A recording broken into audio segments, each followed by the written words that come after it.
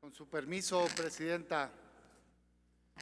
Hace unos minutos se hizo pública la renuncia al cargo de ministro de la Suprema Corte de la Justicia de la Nación del ministro expresidente Arturo Saldívar.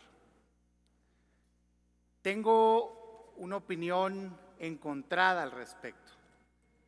Por un lado, lamento profundamente el desprecio que un integrante de la Suprema Corte de Justicia de la Nación le puede tener al cargo de ministro. Miren que valorar que no le encuentra ya utilidad y que cree que es más positivo consolidar la transformación desde otro lugar, me parece verdaderamente lamentable para cualquier persona.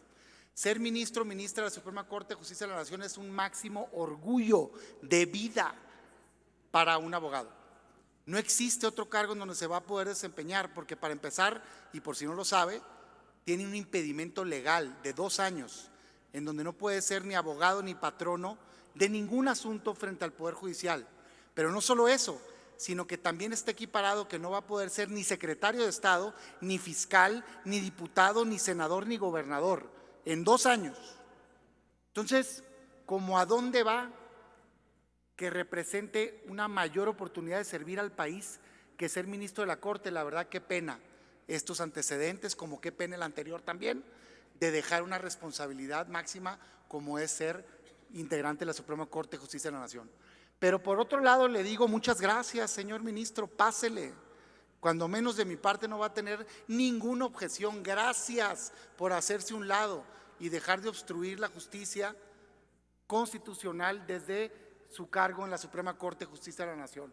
Porque si bien hay resoluciones interesantes en otra época, en la última época de este ministro que fungió como presidente y en coincidencia con este sexenio, fue una pena sus posiciones. Desde el intento de quedarse más tiempo ilegalmente al frente de la presidencia de la Corte, concluya, hasta resoluciones en contra de posiciones históricas de protección de derechos humanos y demás.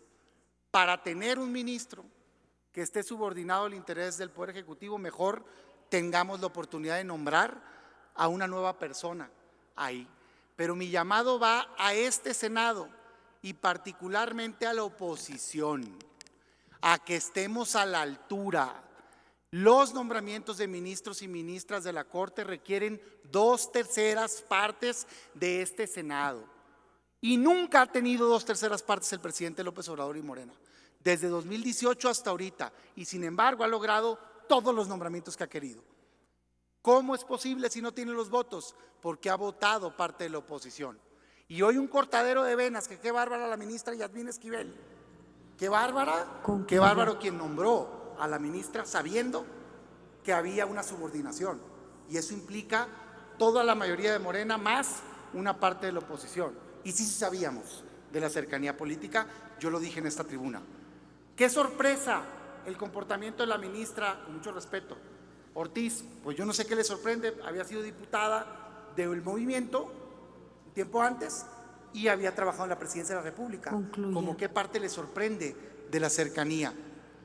Los cargos de ministro y de ministras de la Corte son para ser independientes, son para ser autónomos. No debe de estar ahí un opositor, no hay que confundir, no son oposición la Corte. Están ahí para ser independientes, están ahí para ser autónomos. Y esa es la oportunidad que va a tener este Senado de la República. Ojalá estemos a la altura. Por último, no puedo dejar de mencionar que creo que esta es una decisión concertada. Creo que es una jugada política, porque resulta ser que con esta renuncia anticipada le otorga la facultad al presidente de la República de hacer un nombramiento, de proponer a alguien por 15 años. Facultad que no hubiera tenido derecho si este ministro termina su gestión. No le tocaba al presidente de la República actual proponer a este nuevo integrante, hombre o mujer, de la Suprema Corte de Justicia de la Nación.